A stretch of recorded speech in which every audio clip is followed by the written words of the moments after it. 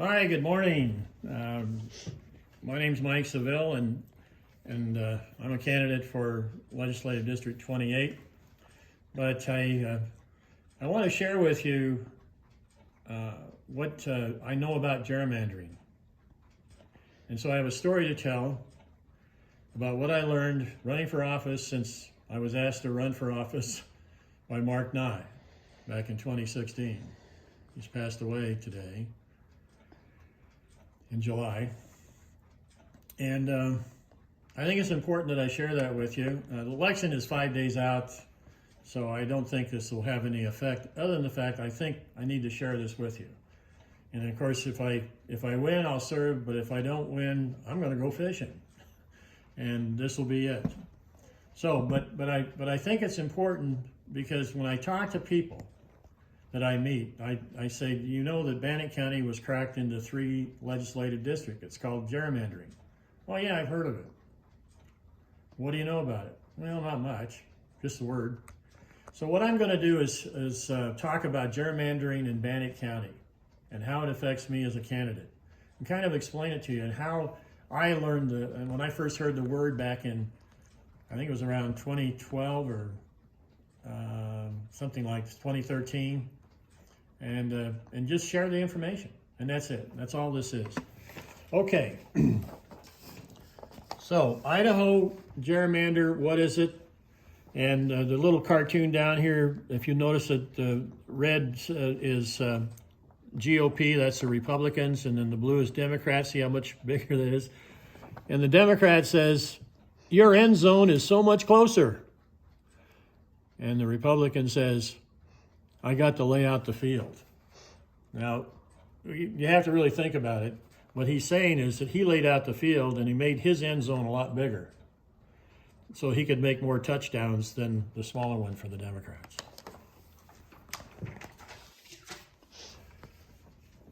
One of the things, I got this in the mail, and I feel very, this is from paid for by the U.S. term limits, so probably a pack from somewhere.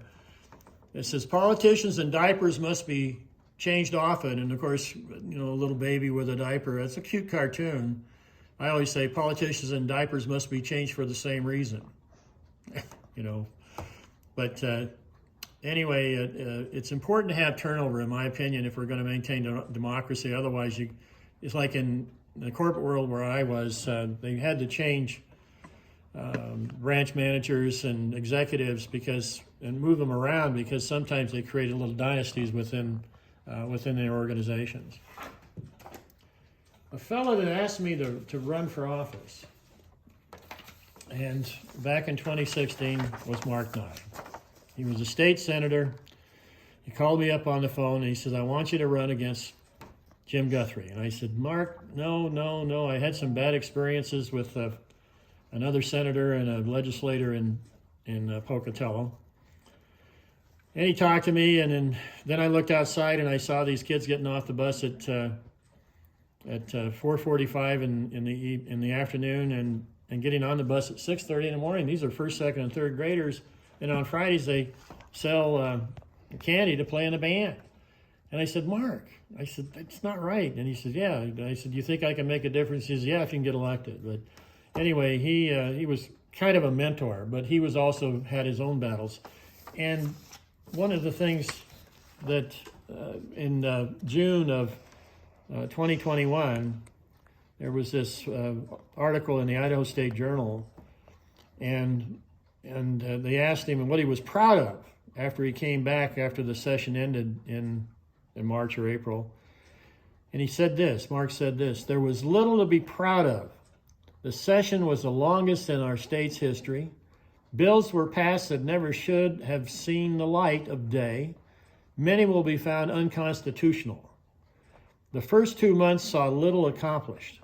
The majority party holds 80% of the votes. That's the Republican Party. But we're fighting over control, and some calling the governor a tyrant. It's been called the worst session ever.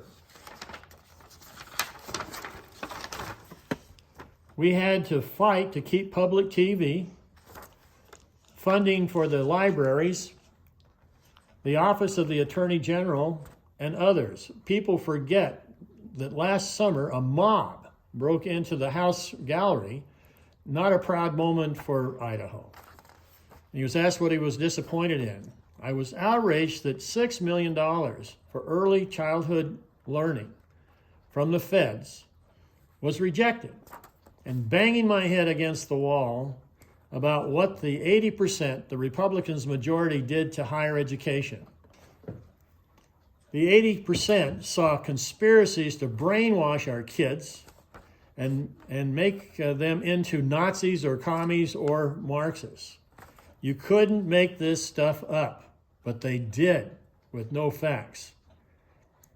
In 2022 plans for the interim, he says to try to get back to common sense and not have Idaho to be the poster child for right-wing conspiracy fears, and next year is an election year, so buckle up.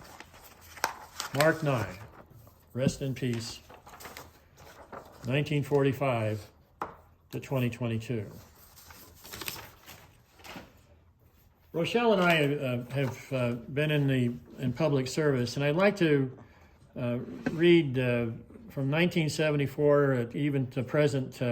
We're part of the Junior Chamber of Commerce in some capacity, either both when we were 21 to 36 when you age out, and then later I was asked to be a mentor as a Junior Chamber International Senator. There's only 80,000 out of the millions. 1 out of 1,000 are asked to be are recognized as being one of these mentors. And at our meeting, like in other organizations, they have a creed. Well, the JCs had a creed, the Junior Chamber.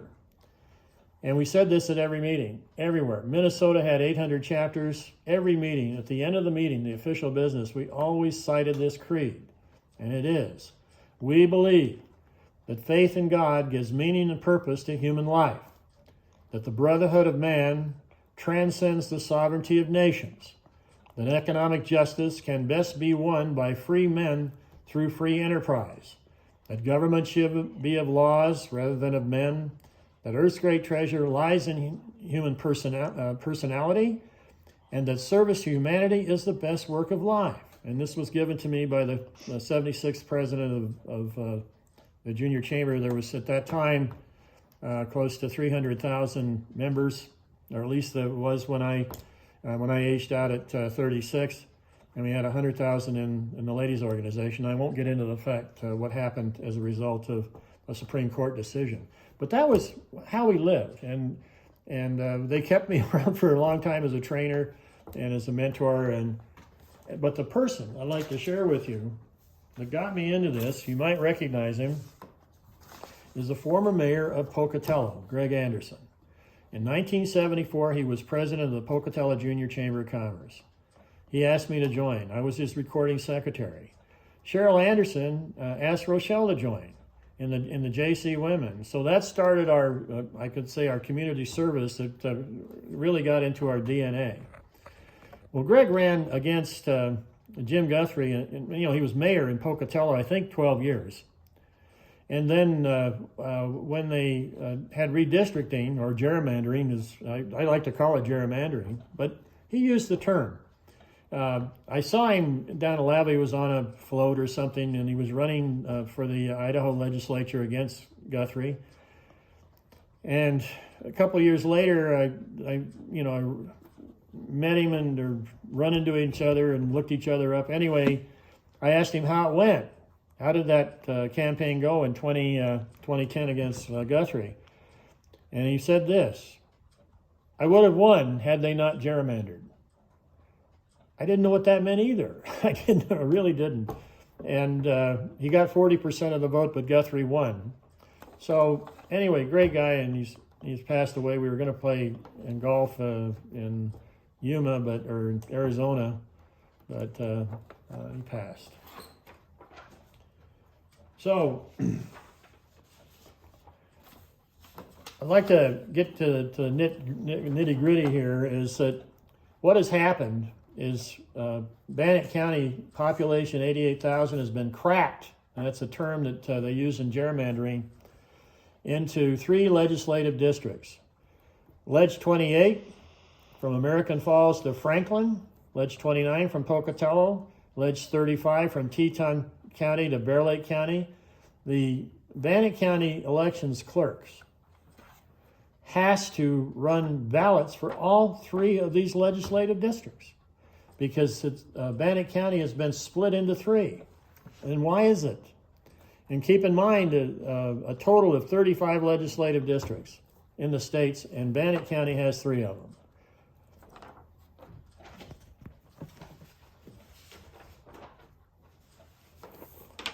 Keep in mind when the redistricting, and this is the rules, this is the official rules when that commission got together in September. It says, according to the Idaho Constitution criteria, is don't divide the counties. And again, the statutory criteria, avoid county division. Well, Bannock County has been split into 3. Not just 2 like it was before, but 3. And this is a letter that I wrote, and this is my opinion, and I can, and just to kind of put it in perspective, and I'll get into the details in a few minutes. My name is Mike Seville, and I wrote this letter out to everybody that, you know, we could think of to write a letter to let them know why I was running as an independent candidate for the legislature in District 28, challenging Jim Guthrie. And by the way, I've helped Republicans and Democrats get elected. I have no real allegiance to any political party. And there's another reason, but I won't go into that. But Franklin County was gerrymandered into Bannock and Power County. Bannock communities of Incumbent, McCammon, Aramal, and Lava Hot Springs were shifted to District 35 that stretches from Teton County all the way to Bear Lake County to the Wyoming border.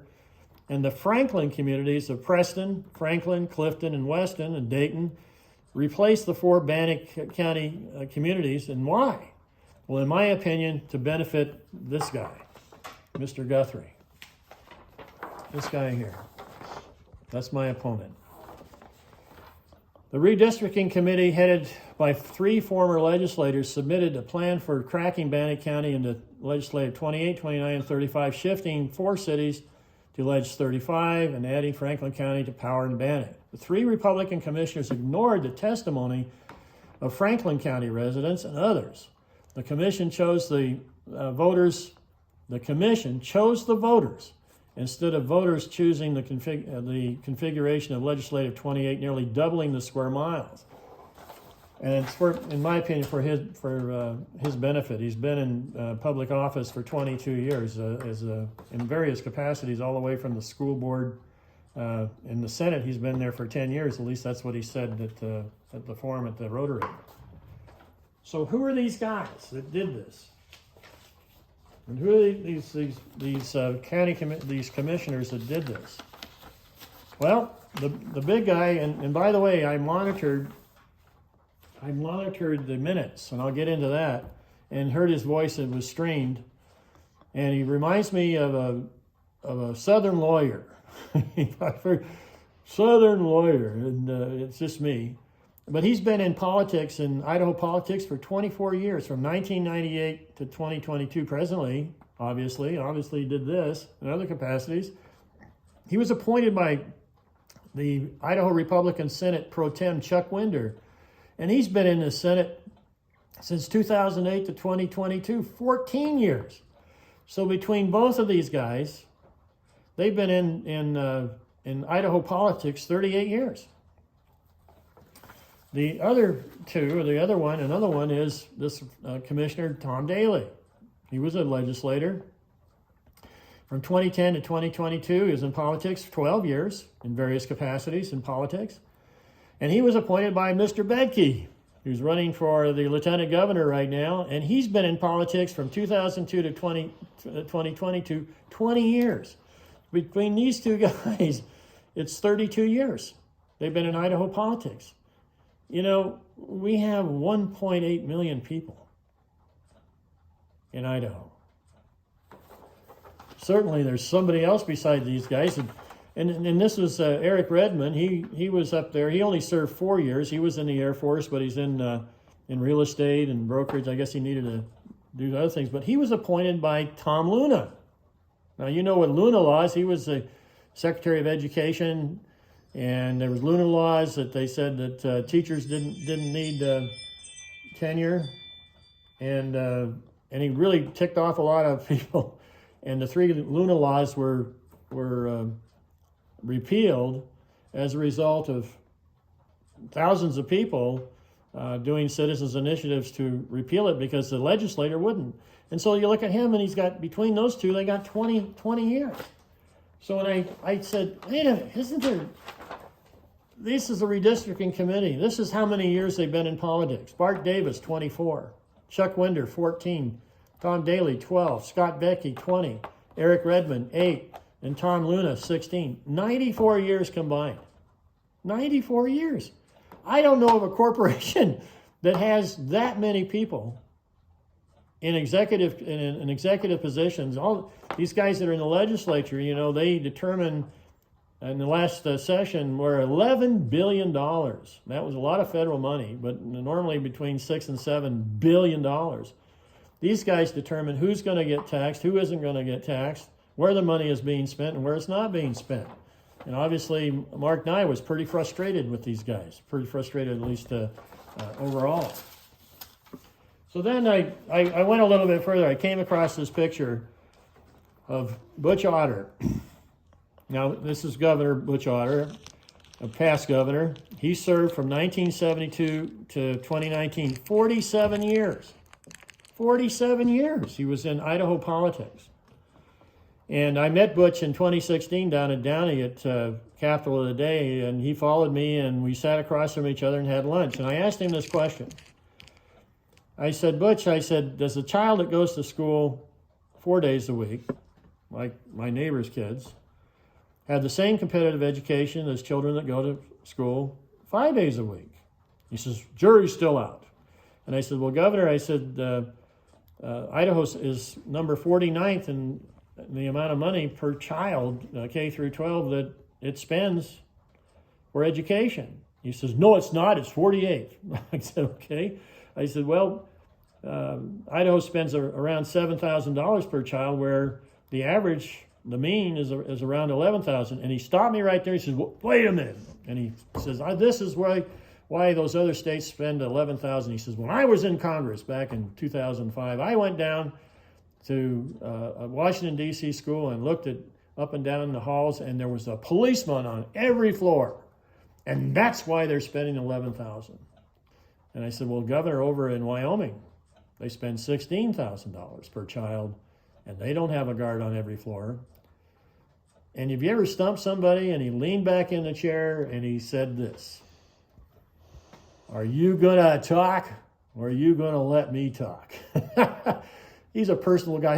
He can sell ice cubes to an Eskimo. And I said, no, Governor. I said, I'm here to listen to you.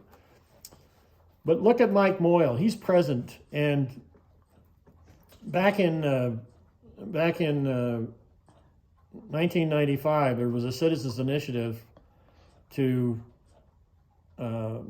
have term limits of 8 years. In other words, if you're 8 years in the House, or if you serve 8 years, then you can't serve another year. You have to move over to the Senate for another year. So it's possible to serve 16 years in the Boise legislature. Well, they passed it with 58% of the vote. Took a lot of signatures, a lot of work, and it was passed. And it was passed on the ballot. The will of the people said, yeah, that's a good idea. Well, in 2002, the 80%, the supermajority, came back and they said, no, we need to repeal that law. Oh, we need all these experienced people to teach the new guys how to vote, as Mr. Betke put it, down at ISU this fall. Well, they did. And as a result of that, look at this. Mike Moyle is sitting in the same legislative seat, I think 14A or something, for 24 years. 24. I've watched him, and he's pretty aggressive, and I think he looks down on new legislators. But 24 years. If that will of the people had been followed, he'd only be there 8, and then he'd have to be over in the Senate. Bart Davis, 1998 to 2022. So the big three here, if you want to call it that. Between them, 95 years in the Idaho legislature. I don't know of a corporation that would allow this. I really don't. Especially when when you're supposed to be serving, and determining, or $11 billion. $11 billion is a lot of money. And these guys are probably the reason why Idaho is right now is number 50th. And even with the 441 million, it brings them up, I think, maybe to 42. But the other states are going to be putting money in also. So it's hard to say. They're still going to be less than 40 nationally. Okay. Have you ever heard the expression that President Harry Truman said, "Show me a man that makes money while in elected office, I'll show you a crook"? Well, the guy that really stands out is this Senator Jim Risch. He served from 1975 to 2022. He's been 47 years in Idaho politics. Quite an accomplishment. He came here from Wisconsin. He graduated with a forest degree up at University of Idaho, went into law school about the same time of the buildup in Vietnam. I know I tried to get into the University of Idaho in 1966, but I couldn't because all these out-of-staters were coming into Idaho to escape the Vietnam draft. I don't know if he did, but that's the way it was. But still, he's been in there 47 years. So then I said, well, this kind of stood out. Looked at his opensecrets.org. You can actually look at that. And in 2015, he had 53 assets, totaling 89, between 20 and 89,000. It was mainly in real estate. And I've seen it as high as 109 million. I'm sorry, did I say 89 million to 109 million? Well, the average mean of all the other 99 U.S. senators is about $6 million. And I hear, well, they all do this. And I said, no. Bernie Sanders in 2018, you could actually see it. They actually have to disclose their assets. And that's another point. In Idaho is one of two states that doesn't compel elected to disclose their assets. The other state is Michigan. So why is that? Well, they said, you're putting a target on the back. But people need to know that's transparency. And especially if you're making money through elected office. You can actually go out there and print it out, and you can see it's mainly in real estate, farms, and ranches. Okay. Getting to the nitty-gritty. When they started the commission, when the three guys came in and they said, okay, this is where we're going to start. This is number one. And you can see that this is Power County, and this is Franklin County. Okay, and then if you look real close, you'll see that Bannock County is a little bit larger, okay? But this is it. This is the configuration. Of course, Franklin is the big addition. So they had this meeting, and this is the minutes of the meeting. They had meetings all over the state. And the two regarding Bannock County, these were the people attending on October 6, 2021. Jason Dixon, who's the county clerk of Bannock County, he testified against adding too many county splits would create difficulties for county clerks and lead to mistakes in future elections. He also stated that too many county splits ballot styles would significantly raise the cost of running an election. He asked the commissioners to keep that in mind and said he wanted the commission to respect Bannock County's current precinct boundaries, and that sort of thing. These guys, let's see, I'll just go through here. Basically, there was a lot of people came to that meeting. I didn't attend; it was up at ISU. Terrell Tubby, he says, "Well, no problem." He says, "I like this new system that shows that Franklin County is now part of District 28, and then there's three of them." He liked it. Elmer Martinez said the same thing. Nate Roberts, he's running for the District 29, is it A? And then there's Ann Swanson, she's in the Democrats. But all these people, they all testified. And Dave Finklenberg, I recognize some names here. Okay, so then then they went over to Chauvin at the Casino Hotel, and this Dirk Boyles, he said, "Oh yeah, we like to split it up." Mark Harris, "Oh, we like to shut it up." But when it came down to others, they say, "Now wait a minute, can you kind of keep the tribes together?" And there's a lot of testimony to keep the Chauvin tribe. And one of Oneida, Franklin, and Caribou County should together. So he was in favor of that. This guy, Mark Gibbs. Another guy, and this one here says, and this is another thing, is when Geddes says that current district, he stated that having Teton County remain in the current district would be disenfranchising. He stated that Oneida County was disenfranchised after district boundaries were changed. Advertised. He warned the commission to avoid the mistakes of the 2011 commission and asked the commission to keep his county and district whole. And co-chair Mr. Davis said, you know, this guy here, right there, Mr. Bart Davis, said this: the commission was not trying to protect incumbents. I don't think that's true. But that's my opinion, and I'm entitled to my opinion. So you can look at all these things. You can go out to this is the Commission for Reapportionment, and then there's others. The commissioner has asked about the tribe. The tribe wanted to not be split up into 2 or 3, and that was a lot of meetings. And here again, I did not attend, but I can see from the write-up. And Randy Teton, was there. But here again, this is it. He says, "Well, thank you very much for your testimony. We'll take it into consideration, and we'll let you know." And so there it is. It sat there. I'm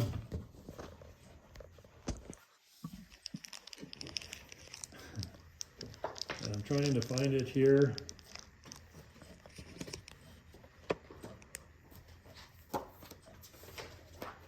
Here it is.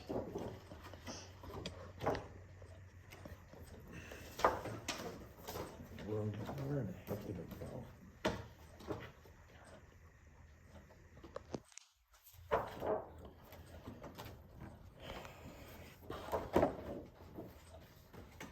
You have to bear with me here.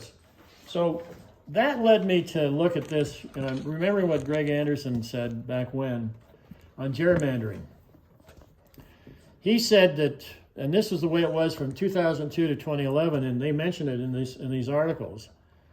And you can see that District 30 was Pocatello, and District 29 was 28 today, which is Bannock County, and part of, I guess, Power County. But anyway, however it worked out, or maybe this is part of Bingham.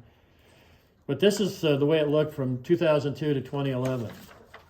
In 2011, 2021, they changed it, and they added Power County. And as far as District 29 in Pocatello, and here again, I'm trying to understand, and this is when Greg Anderson said, I would have won had they not gerrymandered. Well, here's what they did before. When Greg was mayor, this all included Pocatello.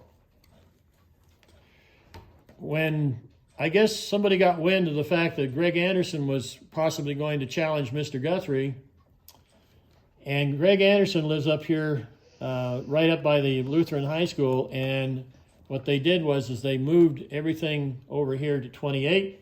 This was 29. So prior to 2011, Greg was in District 29, and that's what he meant when he said he would have won had it not been gerrymandered. So this is what I ran against in terms of this is all District 28. Now, as far as the commission, all these comments that were made, they opposed this list of people. There were 16 of them opposed or support adding Franklin to legislative 28, and I have both sides. There were 16 that or excuse me, 15 that opposed and 6 that supported it. And these are all the people that opposed putting Franklin County into Bannock County and shifting everything, right? And these are who they are. You can see it. And these were the folks that said, "This is a great idea." Dave Finklenberg, Elmer Martinez, Terrell Tubby, he's no longer a county commissioner, Kathleen Knag, well, he won't be, Ann Swanson, and Nate Roberts. These 6 said, "Hey, that's a great idea." But these 15 said, "That's not a good idea." Okay. So this is you know, I showed it this earlier, and this is 2011, 2022, and it shows here that everything over here was legislative 28, and then I knocked on doors all over here when I ran against Armstrong and Guthrie twice. This was District 28. And this is what it turned out to be today. And you'll notice back when Greg Anderson and they changed it in 2011 to 2021, what they've done is they shifted everything. So it's all rural now. And they added Franklin County. And the interesting part is you could come up here and you could say, you see how they did it here with the computer? Fairway Drive. If you're on the north side of the Fairway Drive, then you're in legislative 30 or 28 rather. If you're on the south side of Fairway Drive, they're there. And here again, this is where Greg. So they changed it back. They changed it back. And why? Well, I'll get into that. Here again, Incumbent, McCammon, Aramo, and Lava Hot Springs were shifted to 35. Preston, Franklin, Clifton, Weston, and Dayton were all shifted to 28. So let's take a look down here in the Income area. You'll notice here that this is the boundary. Everything over here is legislative 35 that runs all the way from Teton to Bear Lake.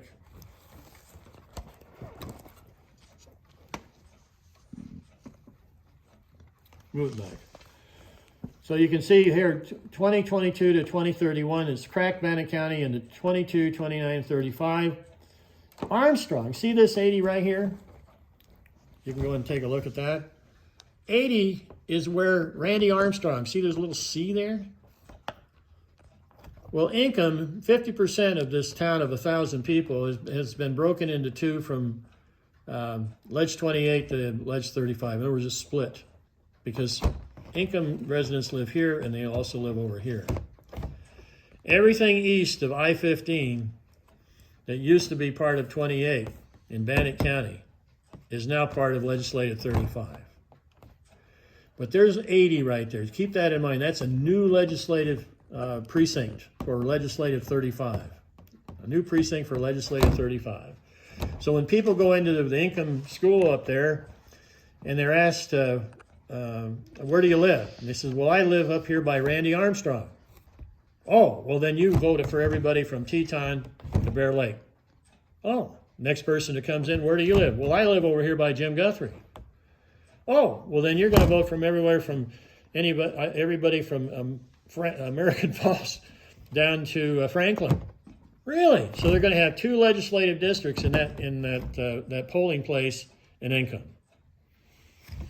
Now, down here, you can see I live over here, but this is legislative 28 that has Power County, Bannock County, Franklin County. I'm an independent, and Jim Guthrie's the incumbent. So this is all rural. I mean, this is 20 people per square mile.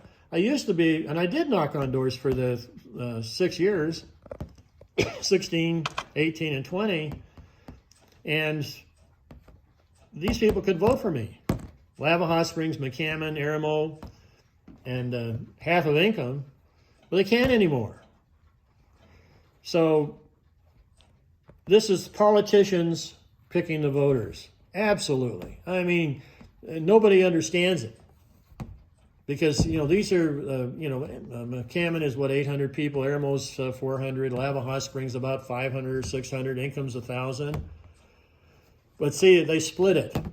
And they split Bannock County into 3 different districts, 35, 28, and 29. So here's the big picture. Go back. You can see 29 up here, that's Pocatello. And then you can see the line that kind of runs, it's kind of weird. It's a weird line. But mainly down here, this is the one that we concentrate on. Same thing as we did before in Aramo, and then it goes down. The rest of Bannock County switches off at Downey of population of about 500 or 700 people, I think. And here again, that's what they did. And the video that you can link on that explains why this was done, and it was done with a computer, and you'll learn that these maps that are floating around from a guy that was known as Mr. Gerrymander, as he said, redistricting is a great time. That's where we get to pick the voters instead of the voters picking the politician. So this was before 2021, and you can see here that Oneida and Franklin and all these counties were all together. That's what they liked. Okay, that's another thing. So the final report is, and just to show you, in September, this is what the first one that came out. And you can see that the configuration is from American Falls down to Franklin. And after all the testimony, and this was right through the door, and there was a first meeting. And so when all that testimony and, this big list of people, all these testimonies and everything, and especially the ones that the 15 people that didn't want it done this way, this is what they wound up with. You see, do you really think that Bart Davis and his buddies listened to this? Can you see? Do you see much difference at all? Well, you can, just a little bit. They shrunk and packed Bannock County. It's called packing, keeping everybody there. And this will be described in the video that's there. Okay, so we're getting down to the end. This is what it looks like. This is oops, this is a big picture. Okay, you can see this is Preston down here, Franklin County. This is kind of weird, right? And this is over here, Caribou, Bear Lake, all the way out, right? This is what everybody. This is the new configuration, and from here to here, I think is what about $800, $800. Anyway, lots of gas to do that. So the final report came out, and you can read this thing. It's on. You can print it out online. It's the Idaho Commission for Reapportionment. Bart Davis, Dan Schmidt, Tom Daly, Nils Mitchell, Amber Pierce, Eric Redmond, November 10th, nonpartisan, and the partisan staff. There's some partisan people there, but I don't know what that means. But when I looked at this thing, and I said to myself this, I said, the final report reminds me of a think tank that already has the answer, and that answer being this, September. So they have all these meetings and analyze the data, and they support the answer. That's what a think tank does. I can't help but say it. But anyway, the thing is what the people I've met down in Franklin County and others, they felt they weren't listened to, and they weren't. Just like the legislature doesn't listen to you when you go up there and testify. And this is what they did. And I don't think there's anything you can do about it. Of course, they've had lawsuits over it, but I'm not a lawyer, but at least I can explain to you how that process works. And watch the video, because the video will explain how gerrymandering works with a computer, and a fellow that was very good with it, and it's a real problem in the United States. There is no question, and it's a problem in Idaho. When you have 6 guys having 94 years in Idaho politics as part of the redistricting committee. Give me a break.